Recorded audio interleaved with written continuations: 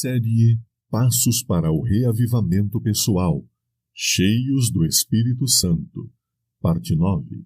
Através da parábola de Jesus, as 10 virgens, podemos ver claramente que nossa relação pessoal com Ele depende do Espírito Santo. Quem não está cheio do Espírito Santo não será reconhecido por Jesus. Romanos 8, versos 8 e 9 nos diz: Aqueles que estão na carne não podem agradar a Deus. Se alguém não tem o Espírito de Cristo, esse tal não é dele. Ou seja, de fato, um relacionamento pessoal e real com Jesus só é possível através do Espírito Santo. Leiamos primeira carta de João 3, verso 24. Deste modo sabemos que ele permanece em nós, pelo Espírito que nos deu. Isto significa que a certeza que tenho da minha plenitude no Espírito Santo, ao mesmo tempo me dá a garantia de que eu estou em Cristo e Ele em mim. Esta é exatamente a experiência que uma irmã teve quando participou dos 40 dias de oração. Através da presença do Espírito Santo em sua vida, ela experimentou uma relação com Deus completamente diferente e outros notaram a mudança que tomou lugar em sua vida. Uma irmã do sul da Alemanha escreveu o seguinte, depois de ter estudado o livro Passos para o Reavivamento Pessoal. Este livro, junto com as instruções do livro 40 Dias, escrito por Dennis Smith, tornou-se uma grande e esperada bênção em minha vida. Assim como eu, muitos outros membros da nossa igreja têm confirmado que algo estava faltando em nossa experiência de fé, e agora temos o privilégio de experimentar Jesus transformar nossa vida. Ele ainda está trabalhando em nós e, passo a passo, está atraindo-nos para mais perto dele. Um irmão escreveu o seguinte: o livro Passos para o Reavivamento Pessoal me tocou profundamente. Fui especialmente impactado pelo capítulo sobre as 10 virgens e pelo seguinte trecho: se alguém não tem o Espírito de Cristo, não pertence a Cristo. De Romanos 8:9. De repente, eu não tinha certeza se eu possuía o Espírito Santo e se ele estava trabalhando em mim. Eu estava sentindo dolorosamente a falta dos frutos correspondentes à presença dele em minha vida. Hoje, eu terminei de ler o livro. Uma infinita e profunda tristeza tomou conta de mim. Então eu li a oração da página 75 e senti um profundo desejo de receber o Espírito Santo e que Deus, o Pai, opere suas transformações em meu coração, conforme a sua vontade. Obrigado por esse livro e pelas palavras que me comoveram profundamente. A maior tragédia para o cristão carnal é que ele não receberá a vida eterna se sua condição espiritual não mudar. Se alguém não tem o Espírito de Cristo, não pertence a Cristo. Romanos 8:9. Concluindo, a diferença entre o membro espiritual e o membro carnal tem a ver com o Espírito Santo. O cristão espiritual está cheio do Espírito Santo. O cristão carnal não é ou não está suficientemente preenchido pelo Espírito Santo. Se você perceber que é um cristão carnal, não fique frustrado. Deus está lhe oferecendo um remédio, o Espírito Santo. Em alguns círculos, o Espírito Santo é superestimado. Por outro lado, em outros círculos, ele é negligenciado. Que o Senhor nos ajude a alcançar o equilíbrio bíblico. Comparação: a igreja primitiva e a igreja do fim dos tempos. Quando comparamos a igreja primitiva com a atual, temos a impressão de que a igreja primitiva deve ter sido predominantemente composta por pessoas espirituais. O livro de Atos nos mostra que esta era a razão para o seu desenvolvimento rápido e positivo. Eles não tinham nenhum outro auxílio, mas estavam cheios do Espírito Santo.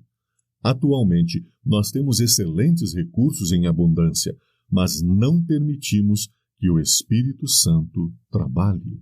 A. W. Tozer disse: se o Espírito Santo fosse retirado de nossa igreja hoje, 95% das coisas que nós fazemos continuaríamos a fazer e ninguém notaria a diferença.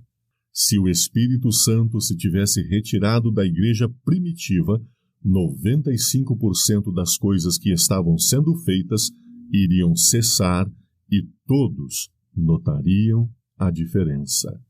Será que aprendemos a viver sem o Espírito Santo? Será que as igrejas hoje consistem principalmente de cristãos carnais? Será que, como consequência, muitas vezes, nós somos impotentes e geralmente não obtemos vitórias? Verificamos que em algumas regiões há um crescimento muito pequeno das igrejas. A razão para estes graves problemas poderia estar na atitude carnal. Cada vez mais vamos chegar à conclusão de que o nosso problema central está na falta do Espírito Santo. Isto também vale para a nossa igreja em geral. No entanto, podemos mudar isso na área pessoal muito rapidamente com a ajuda de Deus. As seguintes colocações são especialmente dedicadas para os ministros da igreja, mas naturalmente se aplicam para todos. Johannes Mager diz: Paulo faz diferença entre cristãos espirituais e carnais através da plenitude ou falta de plenitude do Espírito Santo na vida do indivíduo. Batizados pelo Espírito Santo, mas sem a plenitude do Espírito Santo. Para o ministro, isto significa que eu posso ter uma formação teológica sólida, ser bem versado nas línguas originais da Bíblia e praticar habilmente a exegese. Posso ter recebido as grandes verdades bíblicas intelectualmente, entendê-las e ser bem versado na teologia dogmática de diferentes séculos. Eu posso ter uma boa compreensão da homilética e pregar sermões relevantes e realistas. Entretanto, apesar de todos os meus conhecimentos e talentos, posso não estar cheio do Espírito Santo. Livros, educação, bom equipamento técnico e até mesmo o carisma se tornam um substituto para a ausência do Espírito. Pregar, orar em público, organizar as atividades da igreja, preparar programas evangelísticos, dar aconselhamento pastoral, tudo isto pode ser aprendido e também colocado em prática sem o Espírito Santo. Ellen White descreveu essa possibilidade perigosa da seguinte forma: a razão por que há tão pouco do Espírito de Deus é que os pastores aprendem a trabalhar sem ele. Testemunhos para a Igreja, volume 1, 383. Johannes Mager foi pastor, evangelista e professor de teologia sistemática por muitos anos. Trabalhou como secretário do Departamento Ministerial da Divisão Euroafricana da Igreja Adventista do Sétimo Dia em Berna, Suíça, até sua aposentadoria. Agora ele vive em Friedenthal, Alemanha. Para resumir, ser carnal significa viver por meio de nossas capacidades e habilidades humanas sem ser preenchidos com o Espírito Santo ou apenas uma porção insuficiente dele. O principal problema no cristianismo carnal. As grandes leis éticas da Bíblia, amar o seu inimigo, perdoar a todos por tudo, vencer o pecado, etc., só podem ser alcançadas através do poder do Espírito Santo, não através do esforço humano. Isso nos mostra que o principal problema no cristianismo carnal é que a vida passa a estar baseada apenas em esforços humanos.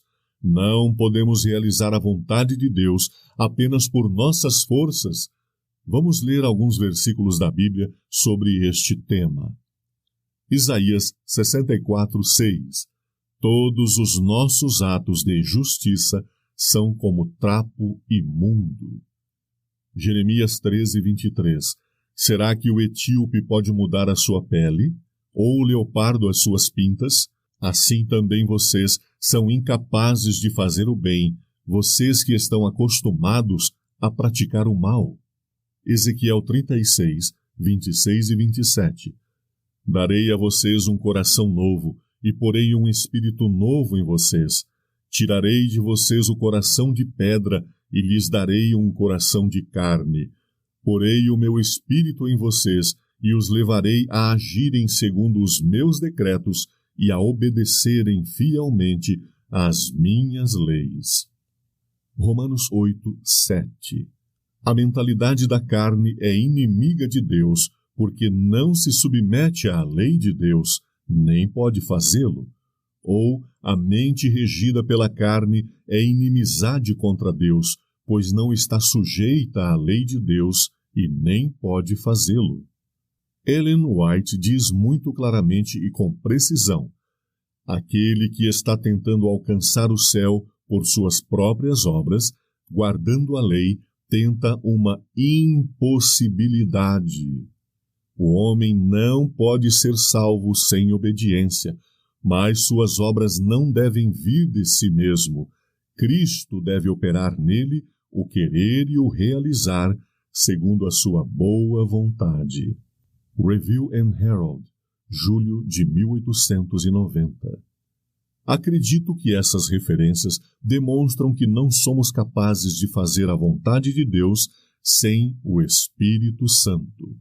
Nossa principal preocupação deve ser a de escolhermos sempre a vontade de Deus e assim Deus nos dará a força para a realizarmos. Esta é a compreensão exata da doutrina da justificação pela fé, que é extremamente importante e libertadora.